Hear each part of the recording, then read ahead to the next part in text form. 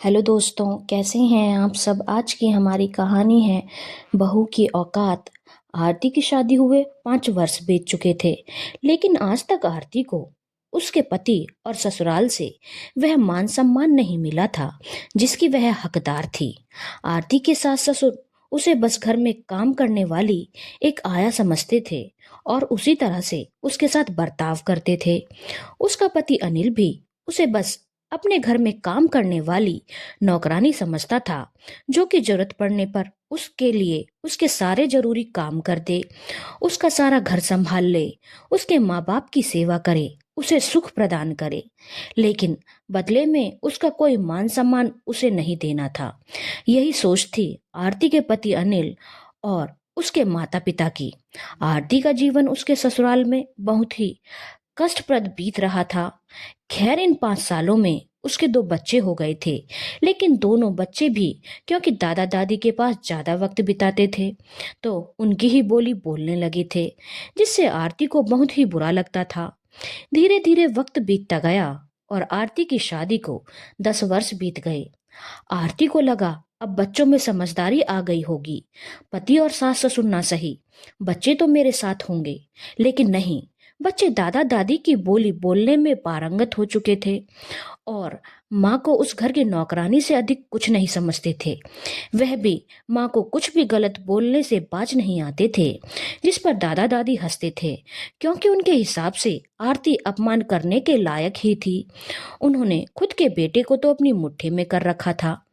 खुद का बेटा तो अपने माता पिता की पूजा करता था, लेकिन पोते पोतियों को उसकी माँ से दूर कर रखा था। आरती का बेटे और बेटी दोनों ही नजर में उसकी माँ का कोई अस्तित्व नहीं था और वह दोनों उसकी कोई इज्जत नहीं करते थे। आरती का जीवन बद से बदतर होता जा रहा था।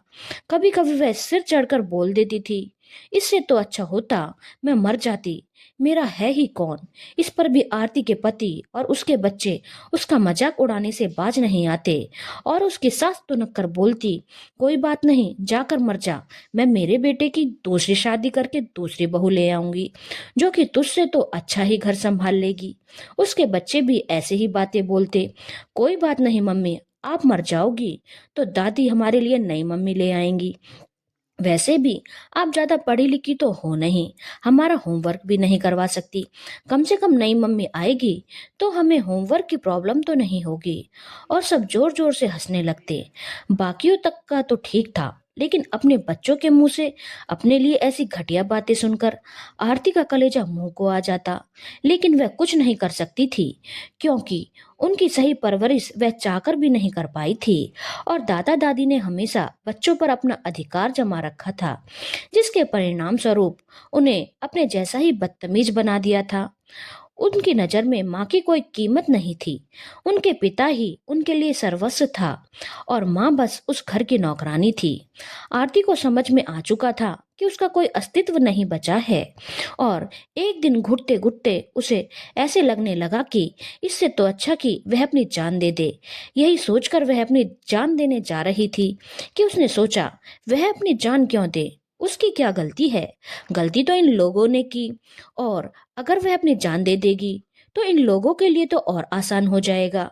उसके जाते ही कुछ ही दिनों में इस घर में दूसरी औरत को ले आएंगे, जिसकी जिंदगी यह खराब करेंगे और खुद तो मजे की जिंदगी जिएंगे। इन्हें इनके किए की सजा देना तो बनता ही है। आरती को सबसे अधिक दुख इस बात का था कि उसके कोख जाया भी उसके साथ बदतमीजी करते थे और लाख समझाने पर भी उन्हें समझ में नहीं आता था। आरती को यह बात बहुत अच्छे से समझ में आ गई थी कि अब वह चाहकर भी अपने बच्चों को अपने लिए खड़ा नहीं कर सकती, अपना नहीं बना सकती। आरती ने अब विचार करना शुरू किया कि वह क्या करे कि इन लोगों को इनके किए की सजा मिले, क्योंकि अब आरती को भी इन लोगों से कोई लगाव नहीं रह गया था और वह इन लोगों की जिंदगी से बहुत दूर चली जाना चाहती थी। लेकिन साथ ही साथ इन लोगों को सबक सिखाकर काफी सोचने के बाद आरती के दिमाग में कुछ आया। आरती ने सोचा, बस अब इन लोगों को इनके किए की सजा जरूर मिलेगी, मुझे थोड़ा और इंतजार करना पड़ेगा, फिर इनकी औकात पता चलेगी और तब मेरे दिल को सुकून मिलेगा। जैसे इतने साल गुजारे हैं, कुछ साल और सही। आरती चुपचाप जैसे सब कुछ सह रही थी, वैसे ही सहती हुई उस घर में अपना जीवन गुजारती रही। धीरे धीरे करीब 18 साल आरती की शादी को बीत गए।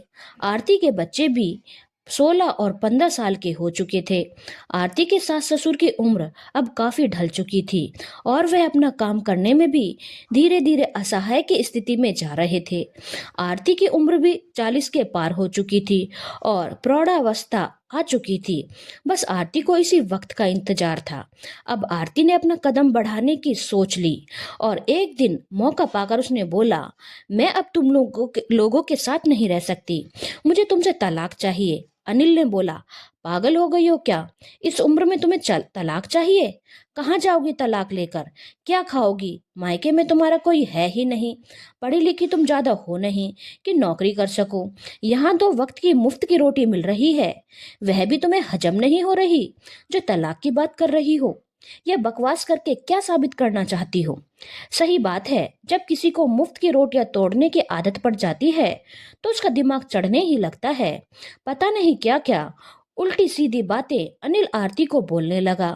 बच्चों ने जब तलाक वाली बात सुनी तो जोर जोर से हंसने लगे और बोले, अब मम्मी को तलाक चाहिए? ऐसा कौन सा बड़ा काम करती है मम्मी कि पापा से अलग होकर रह लेंगी? खुद के लिए मुसीबत खड़ी कर रही हैं।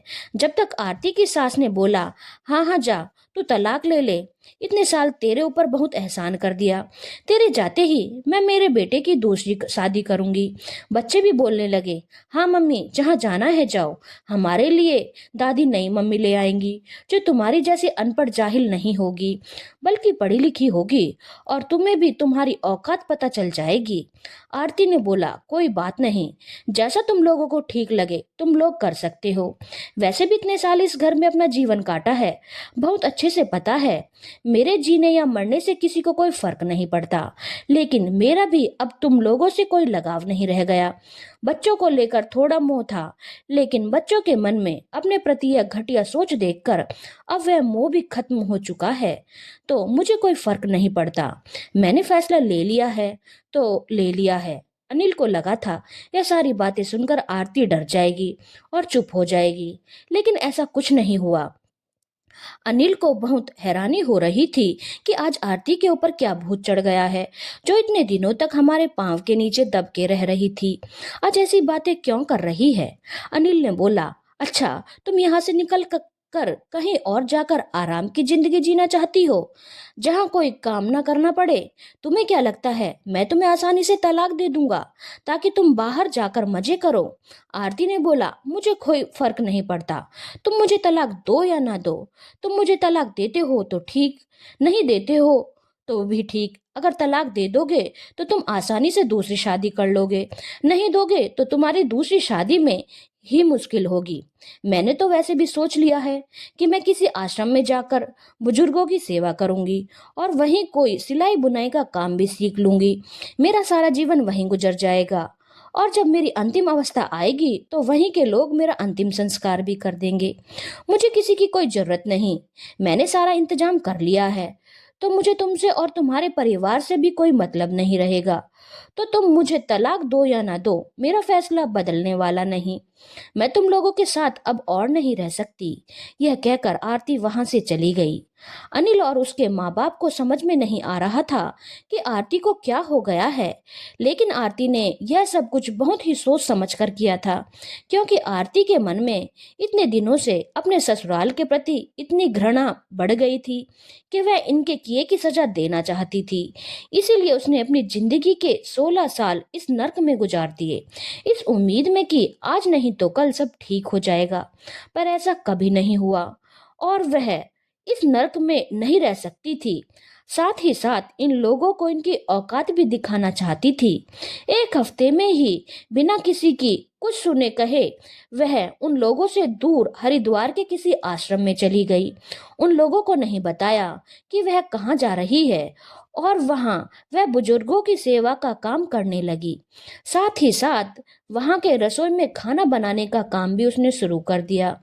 बहुत खुश थी आरती, क्योंकि उसे आश्रम में रहने की जगह भी मिल गई थी और जो काम आश्रम में वह करती थी उसके बदले उसे अपने खर्चे के लिए भी पैसे मिल जाते थे और वह एक आत्मसम्मान की जिंदगी भी जी रही थी, बिना गालियां खाए।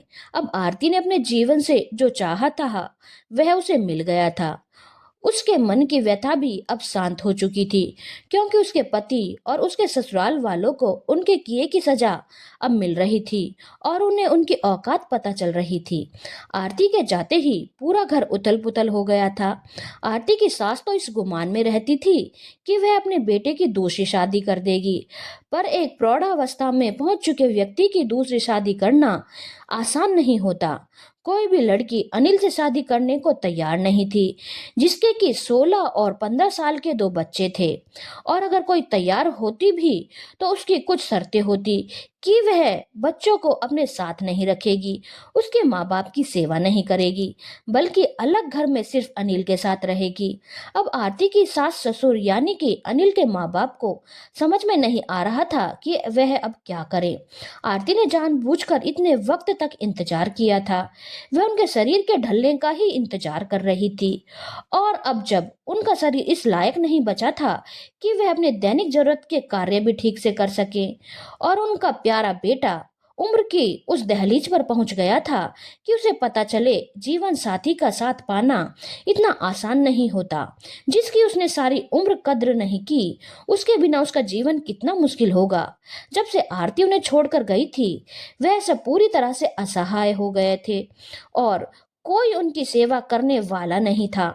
आरती तो यही चाहती थी कि उन्हें उनकी औकात पता चले। एक गिलास पानी पीने को भी वह तरस जाते थे।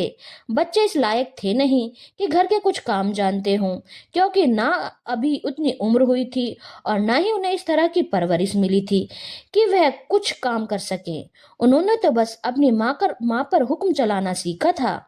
अब घर में एक एक चीज के लिए दिक्कत होने लगी। अनिल घर देखता या अपना ऑफिस, सास का जो घमंड था कि मैं अपने बेटे की दूसरी बीवी ले आऊंगी, वह तो कुछ दिनों में टूट कर चूर हो चुका था।